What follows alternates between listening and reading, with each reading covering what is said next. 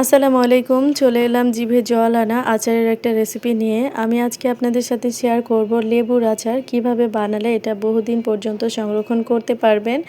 খুবই সহজভাবে আমি আপনাদের সাথে শেয়ার করেছি। কোনো প্রকার রোদে দেওয়ার ঝামেলা ছাড়াই, তেল ছাড়াই আজকে আমি আপনাদের সাথে শেয়ার করব মজাদার এই লেবুর আচারের রেসিপি।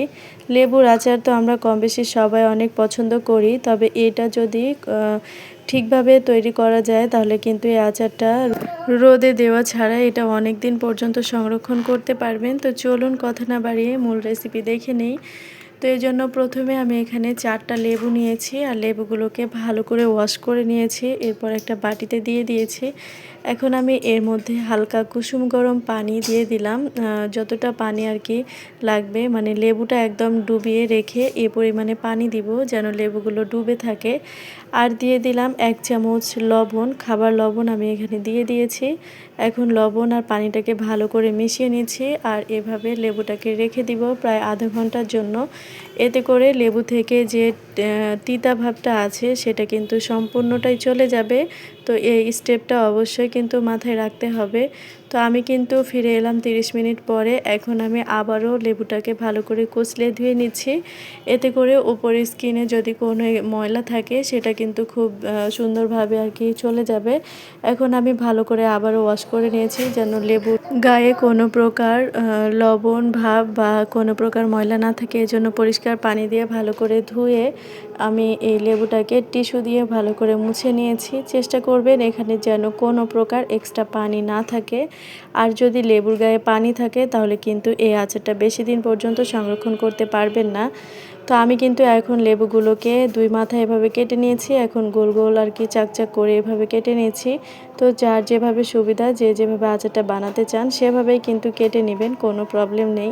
তবে এভাবে গোল করে কেটে নিলে এইটা দেখতে বেশি ভালো লাগে। তো আমি সবগুলো লেবুকেই কিন্তু এভাবে কেটে নিয়েছি। এখন লেবুর মধ্যে যে বীজগুলো আছে সেই বীজগুলোকে ফেলে দিচ্ছি। তো আপনারা চাইলে এখানে যে কোনো লেবু ব্যবহার করতে পারেন, তবে আমি দেশি যে কাগজি লেবুটা থাকে সেই লেবুটাই ব্যবহার করেছি। তো আমি কিন্তু একটা বাটির মধ্যে লেবুগুলোকে তুলে নিয়েছি। এখন আমি এর মধ্যে প্রায় হাফ কাপের একটু বেশি মতো চিনি দিয়ে দিলাম। আর এই লেবুতে একটু মিষ্টির পরিমাণটা বেশি হলে আমার কাছে মনে হয় খেতে বেশি ভালো লাগে এই আচারটা। তো আমি কিন্তু চিনিটাকে দিয়ে এখন লেবুর সাথে ভালো করে মিশিয়ে নিচ্ছি যেন এটা খুব সুন্দরভাবে প্রত্যেকটা লেবুর পিষে যেন মিশে যায়। তো আমি কিন্তু এভাবে ভালো করে মিশিয়ে তারপরে এটাকে রেখে দিব প্রায় 1 ঘন্টার মতো। তো আপনাদের হাতের কাছে সময় না থাকলে এটা এভাবে মেখেও তারপরে চুলায় বসিয়ে দিতে পারেন। তবে আমি প্রায় 1 ঘন্টার মতো এটা রেস্টে রেখে দিয়েছিলাম।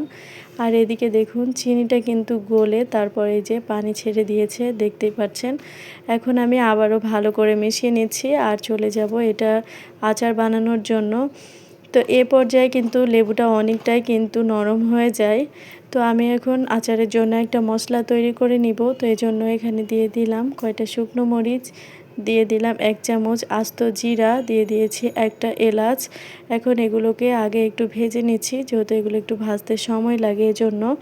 এরপর আমি এখানে হাফ চামচ দিয়েছি কালো সরিষা, হাফ চামচ দিয়েছি সাদা সরিষা, আরও দিয়ে দিব হাফ চামচ মেথি। এখন সব কিছুকে ভালো করে ভেজে নিব। লো আছে এটাকে ভেজে নিতে হবে যেন এখানে সুন্দর মতো আর কি সব কিছু ভাজা হয়ে যায়। তো সবশেষে এখানে 5 ফোড়ন দিয়ে দিয়েছি। এখন আবারও ভালো করে মিশিয়ে এটাকে নামিয়ে নিচ্ছি।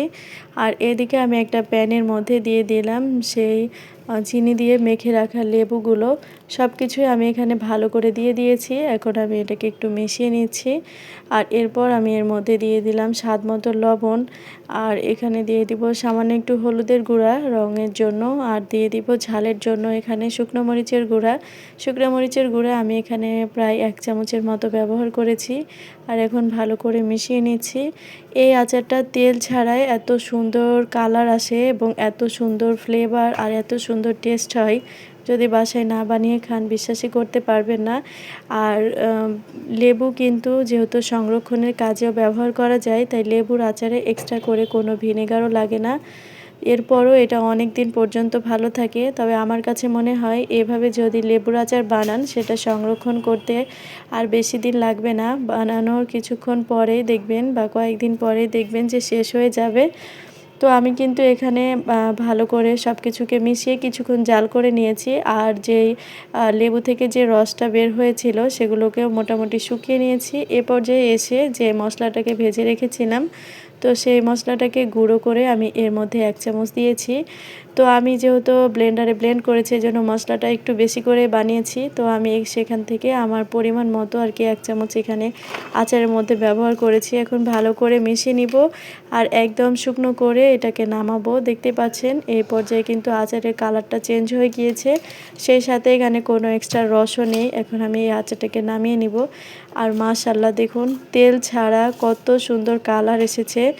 দেখে নিশ্চয়ই বুঝতে পারছেন। আর আমি তো কথা বলতে বলতেই আমার জিভে জল চলে আসছে। কি বলবো, এত বেশি মজা হয়েছিল এই লেবুর টক ঝাল বৃষ্টি আচারটি। অবশ্যই বাসায় একবার ট্রাই করবেন। বা অনেক সময় লেবু কিন্তু অনেক কম দামে পাওয়া যায়, সে সময় চাইলে এভাবে লেবুর আচার করে সংরক্ষণ করে রেখে দিতে পারেন, অনেক দিন পর্যন্ত ভালো থাকবে।